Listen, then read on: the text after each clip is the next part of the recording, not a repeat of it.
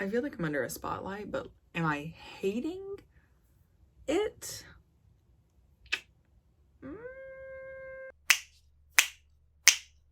Bum bum da da da da da bum bum da. Hello everybody, what's up? Welcome back or to the Roomies Digest. My name's Christine, and if you clicked on this video, you know that we are doing our Netgalley reading vlog. So I wanted to go ahead and start off this video because I started reading Pandora's Jar today.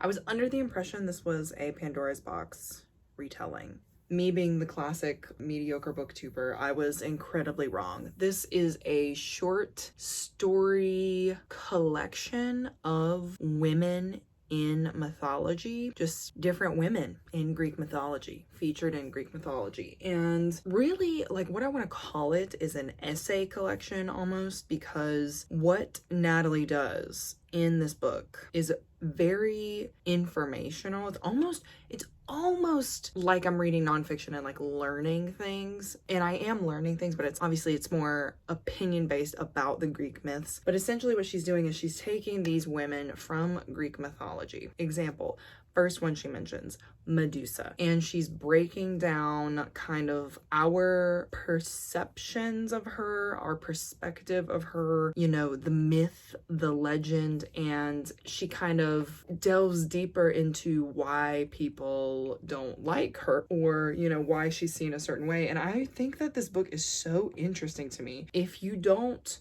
know anything about Greek mythology, this will not be the book for you. I don't think that this will be interesting at all. I think you might be a little bored. But for me, I grew up on Greek myths. Story time was talking about Odysseus in the Iliad. So I think this is incredibly enlightening in some ways, because I kind of felt this way with Circe when I read that by Madeline Miller, but it's just kind of like the perspective and the point of view that I've always kind of had about Greek myths is the man's perspective and the man's point of view, you know? I find this particular book to be so interesting because, like I said, she is breaking down these women in Greek mythology, giving examples why there might be more to the story, you know, two sides of the coin. So I'm like really enjoying it. I don't know, I'm halfway through the book right now, so I should go ahead and mention that I'm at 50%, and it's like a pretty quick read for me. She also has like notations here for her references, so whenever she has like a reference for a particular statement that she has made, she has like a little note where you can like click on it, go see what she's talking about. So I'm like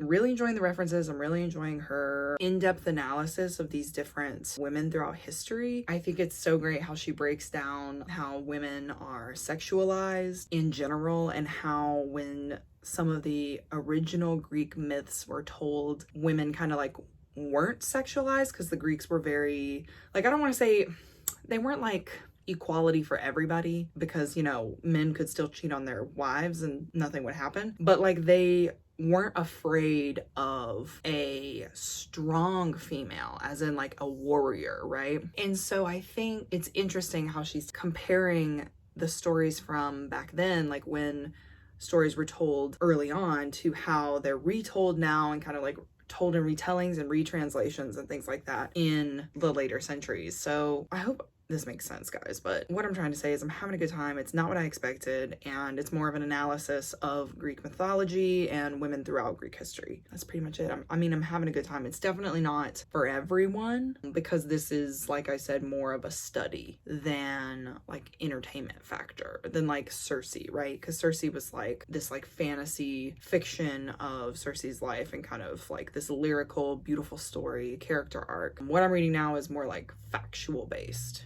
I think the only thing that I don't like is she made like a Buffy the Vampire Slayer reference, and I was like, why are we talking about that in comparison to Greek myths? Like, I get what you're saying, Buffy the Vampire Slayer is like a baddie, but like, I don't know, there was like a really long part about that, and I was just kind of like, okay, we get it. Like, Sarah Michelle Gellar rocked. Anyway, so that's where I'm at, 50%. I'm having a good time, so I'll check in at the end, but I'm not thinking that my rating is going to change, because I'm liking everything that I'm reading so far. I'm liking the writing style and I'm liking the information. Like, I'm learning something. It's making me really want to read her other book, 1,000 Ships. I think that'll be really interesting because she seems like she knows what she's talking about. Like, the references and the research that's put into Pandora's Jar, I'm just like, yes. So anyway, yeah, what am I doing like in this vlog? Well, currently I'm waiting on my tea to cool.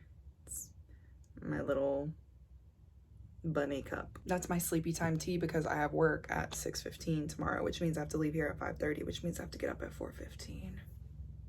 I'm excited. But yeah, I've just been working this week and tomorrow's actually my last day on this particular set. So I'm gonna try and get you guys some footage of that. If it's boring to see this kind of stuff, can you guys like let me know down in the comments? I'm not sure if I'm good at vlogging, but yeah, that would really help me out personally. Anyway, so yeah, I'm gonna try and get you guys some clips and I will probably start dead silence. So I'll try to do a check-in on set, but depending on like how busy it is and how loud it is or like whatever, I might not be able to. So I might literally check in again tomorrow night. Anyway, this was like the longest intro to a video ever. Sorry about that.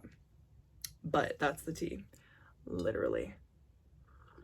Okay, I'm gonna go take some melatonin and pass out. I will see you guys in the next clip.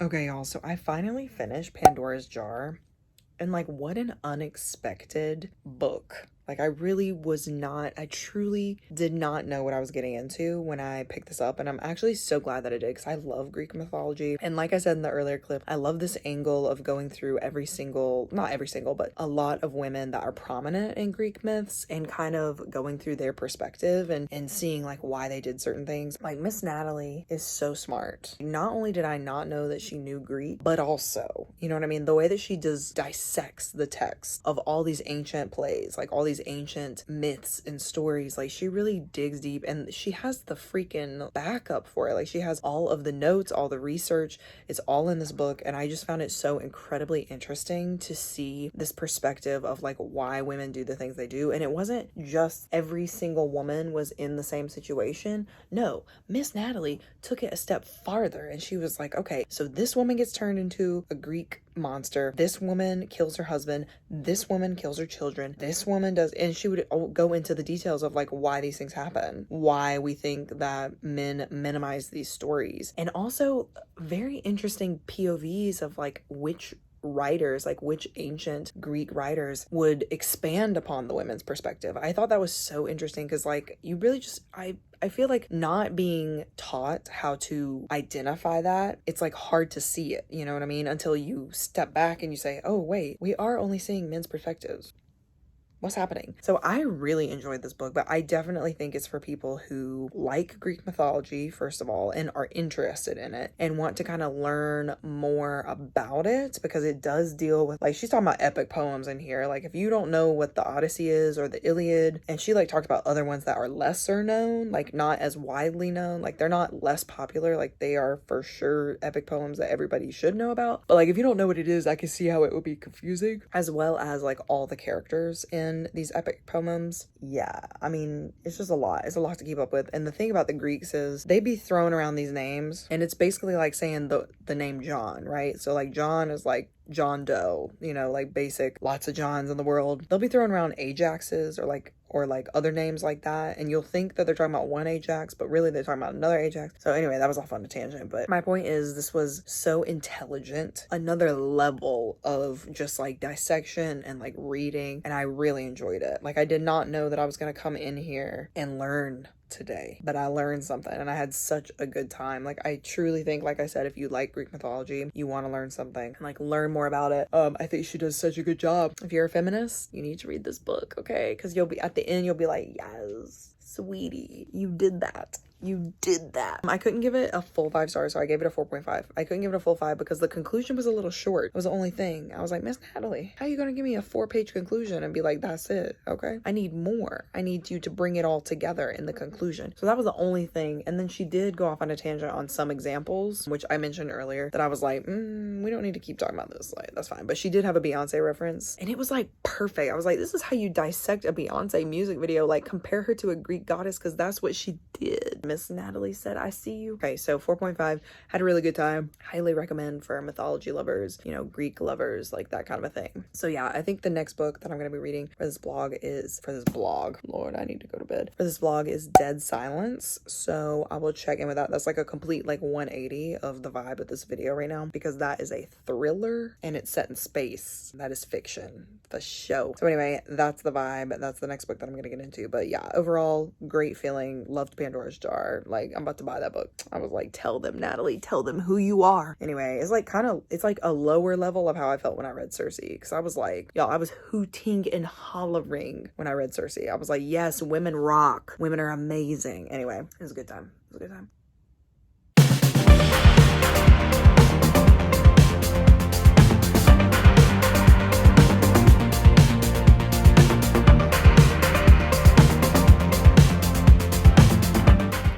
Everybody, hello.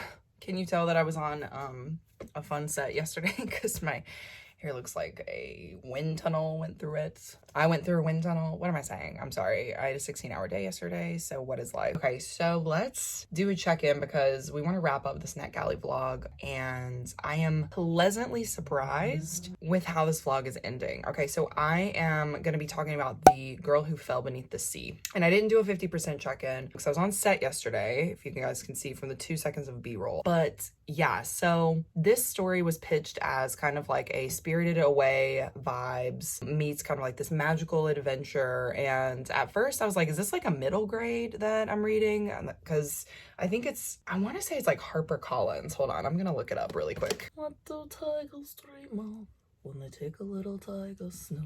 Excuse me, I misspoke. It's Macmillan. And it is actually a publication of Macmillan. It's Viwell and Friends. This isn't to be confused with Daughter of the Moon Goddess, which is a fantasy romance that I think I also am gonna try and read and will enjoy based on recommendations from my friends. But anyway, so The Girl Who Fell Beneath the Sea, this is basically about a young girl who lives in this small like fishing town, and every year, once a year, they sacrifice a beautiful maiden or a skilled maiden, basically like the creme de la creme, to the sea god to kind of give them good fortune for the next year, to like stop the rains, and not stop the rains I guess, but stop the storms and kind of like have good harvest for the next year, because the sea god is like the god that protects this sea town. So in kind of like that storyline, she gets in a situation where her brother's not a girlfriend, but like he's in love with this girl. She is like the most beautiful girl in the town, and she sacrifices herself to the sea god. And as she's going to get sacrificed, our main character, Mina, decides that she would rather sacrifice herself than have her brother go through that heartbreak of losing like the love of his life. So Mina throws herself into the sea and gets transported into this kind of like, this is what they mean by the Spirited Away vibe, is she gets transported into like the spirit realm, essentially, where she's got to figure out why the sea god is not protecting the town, because up until this point there's still like famine and droughts and like storms and like all these like natural things happening that the sea god could like prevent, but he hasn't been doing that. So she's trying to figure out the mystery of like what's wrong with him. So that's the premise of the book. I hope I explained it well enough. It's a young adult fantasy, and when I first started it, y'all, I did not think that I was liking it. Like, I want to say like I was up to 40% and I still kind of was like, ooh, like it's fine, but like you have to give it time to read it. And like when I was going, you know, in and out of set and like kind of doing that thing, I couldn't really focus. So it's definitely not a book to read if you don't have time to sit down and read it and like enjoy it. So that's my recommendation on that. But I did actually yesterday have a good amount of time to like sit and like read and like really get into it. And I want to say like at the 50% mark, something changed about it. And I was just kind of like, okay. And so then it started like picking up speed, and I was invested in the characters and the storyline, and there were some like plot twists that I did not see at all. I was like, oh my God.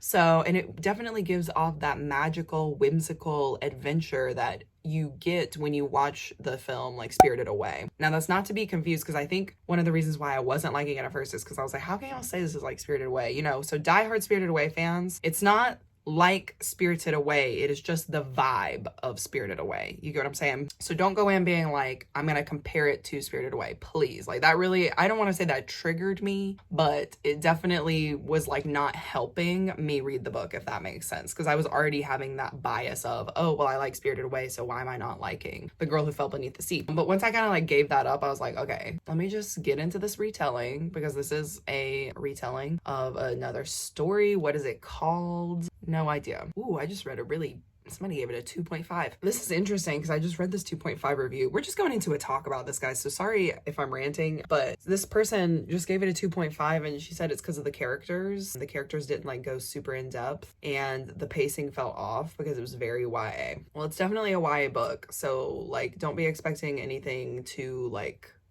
cuckoo crazy to happen. But the characters, that's an interesting thing to say, because this is definitely a story on plot, like the whimsical journey element of it. And this is a good comparison to Spirited Away, actually, now that I just went on my Spirited Away rant. This is a good comparison to that, because you know in Spirited Away, how stuff just like happens, things just happen to our main character and she just like kind of accepts it. Like she ends up like going to the spirit realm. She gets like put into this wash house where she has to work, and then she has to like do all these things. And then she kind of just like forms a connection with the characters after not much has happened. And then of course her like love interest, it's like we all root for that relationship, but they're like young, so you're kind of like, I don't really want to see anything happen with y'all, but like I'm glad that y'all love each other, you know what I mean? That's exactly the vibe of this, because our main character is 16 and she does like develop a romantic relationship with one of the other characters, but like nothing, I mean like, you know what I'm saying? It's like a YA book, like nothing, not to say that all YA can't show you things like that, but I think in this one, it's like, that's the vibe. Like Spirited Away is the vibe of the romance and the tale. You get what I'm saying? Like how the story is told. It is definitely more on like the lore and like the journey elements and the fantasy elements and kind of like the world. So I don't know. I really enjoyed it, y'all. I really enjoyed it. The hello little baby. The plot twists and stuff, I just was not seeing them, and it really, I mean, it was really good to me. I don't know if it's because I just gave it time. The person who gave it a 2.5 also read it on audio, and I read it on ebook, so that's like a difference too, because we all know audiobook and ebook and physical, like your rating is going to change depending on your experience. So I don't know, I gave it a 4 stars. But yeah, I think it was a really great tale, and I really enjoyed it. I think if you like books like Spin the Dawn or The Six Crimson Cranes by Elizabeth Lim, I think you would like this book They have the same kind of like tale vibes, if that makes sense. It's also a retelling like those books. So yeah, but I don't know. I had more fun. I think I had more fun with this one actually than I did with Spin the Dawn. So maybe this is a 4.5. Let me think about that. The only reason it's not a 5 stars is because the beginning I was like, what's the point? You know what I mean? But once I got hooked, I was like, okay, I can see why this is good. This is really, really good. Like, I like this book so much, I think I'm gonna buy it. So that's saying something. And yes, I hope all these thoughts made sense. I hope this kind of gives you a clearer view of this book and kind of like if you should read it, like how you should read it, kind of a thing. But the main points, you know, like I said, it is a tale journey. Doesn't go too crazy into characters. The vibes of Spirited Away and like how Spirited Away is presented and told to you, that is how this book is and should be read. You should give it time when you read it. Like, don't just try and rush through it, because if you don't give it time, I guarantee you, you're going to be frustrated and you won't want to continue. Like, you'll want to DNF. And yeah, it was a pleasant surprise. It was a pleasant surprise. So that's it. I didn't end up reading Dead Silence because we had the Netgalley book, but every time I would try and download it, it would not download onto my device. So it said it was already downloaded somewhere. So I think Monique actually was able to download it. So I think she's probably going to end up reading it for our next Netgalley reading vlog. So that's the tea, y'all. I've been talking for like 10 minutes, so I'm gonna sign off now. Thank you so much for watching. If you like this video, give it a like for us. Comment down below if you've read any of these books or if you are interested in either of these books. I had a really good Netgalley reading month again, which is crazy because I thought I wasn't. I really thought I wasn't. I was like, I don't know. It ended up being really well. I'm really happy with these 2 books. So I think I'm literally going to buy both of them. So that's fun for me. And yeah, that's the end of this video. So if you guys want to support me and Monique on the channel, click that subscribe button, turn on that notification bell if you don't want to miss another video from us. And I'll see you guys in the next one. You want to say bye, Bubby? Bye. You're literally about to fall asleep, aren't you?